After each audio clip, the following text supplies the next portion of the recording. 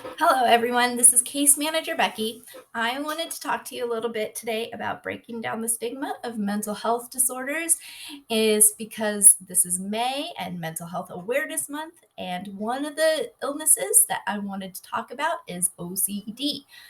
Now, I wanted to let you know that I am not a therapist, but I am a mom and a mom of a child that has OCD. And the stigma surrounding OCD has really affected my life and my child's life. So I feel like I have a lot to offer. But I can't provide therapy or anything like that. But if anything I say really hits home with you, I really suggest or would like for you to reach out to a therapist and see if you can find help, because you may be suffering from OCD and have no idea that you are, because so many people have no idea what it really is. It's so much more than what most people think. When most people hear OCD, they think, oh, it's just people who have to have things a certain way, have to have things organized. But that is so not the case. If you were to go into my son's room right now, you would look in it and see it's a complete and total hot mess. His backpack is disorganized. I mean, this child has never organized a thing in his life, and you would wonder, how does this child have OCD? And it's because OCD really has nothing to do with organization. It can, but it doesn't have to be. There are different types of OCD. What OCD really is obsessive compulsive disorder. So you can have these obsessions, obsessive thoughts. And the obsessive thoughts can be about anything. There could be pedophilia OCD, there could be harmful OCD, there could be spiritual or moral OCD. And that's the one that my son has, where he is so scared about doing anything to offend or upset God. And he feels like if he does anything wrong, then he is automatically doomed to hell and there's no way of saving him. And he's just lost forever and nothing is ever going to save him. And he gets so scared. But then he gets these ideas. His brain tells him that maybe if he turns 3 circles, then he'll be saved and he'll be okay. And that's the compulsion. So obsessive compulsive disorder is where you have these obsessive thoughts, but then your brain tells you an compulsion that you have to do to get the obsessive thought to go away. But the problem is the compulsion never really works. It might make it work for a second, but it only works for a second, and you're right back into those obsessive thoughts. And I mean, most people do have obsessive thoughts, but they're able to just push them aside, let them go.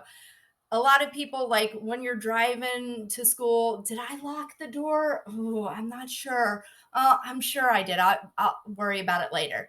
But for someone with obsessive compulsive disorder, oh man, I don't know.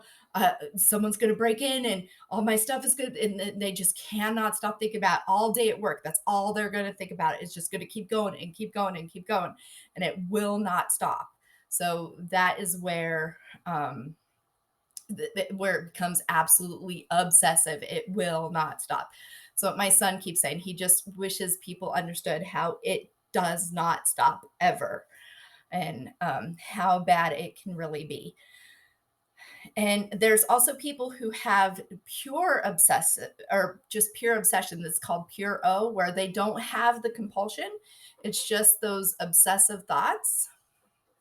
So for a long time, my son had these feelings where he was just so scared about upsetting God, and he had these obsessive thoughts. And I kept saying he had OCD, and we had these other people in our family, and some of them were medical professionals and very good medical professionals, saying this is not OCD. There's something neurologically wrong with him. He cannot get better. And I had to explain to them OCD is more than just what common thought is. And then once I was able to teach them that, then they were able to see, okay, OCD is more than that. So it really is more than what most people think of. So yeah, if you're plagued by thoughts that just won't stop, please go get some help. The gold standard for um, OCD is called exposure response prevention.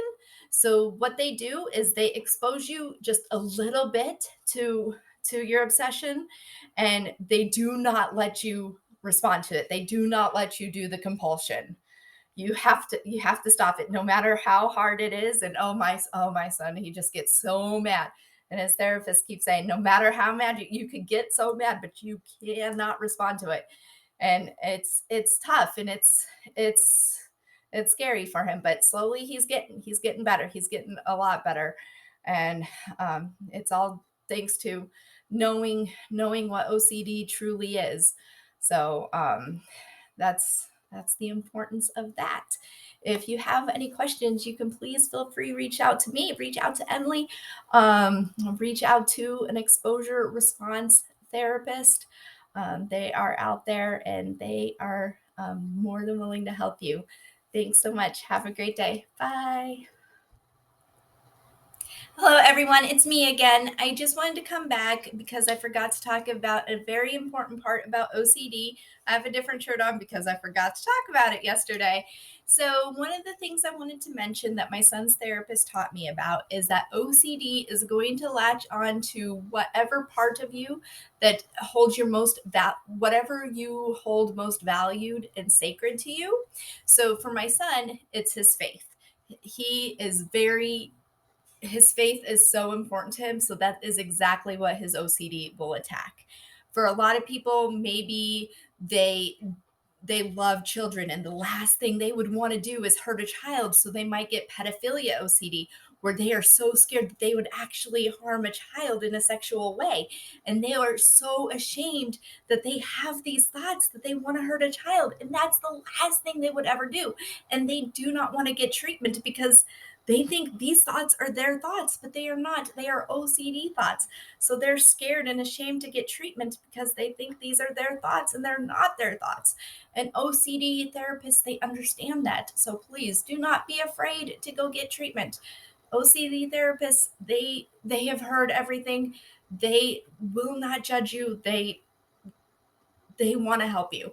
There's perinatal OCD, where they're parent people who want to become parents, but they are so scared that if they had a baby, they would hurt their baby, because they have these thoughts of harming their child. And it's so scary and so heartbreaking that there are people out there suffering, and they don't even know they have OCD. And so yeah, if any of this stuff hits home for you, please seek out help, because help is out there. Thank you.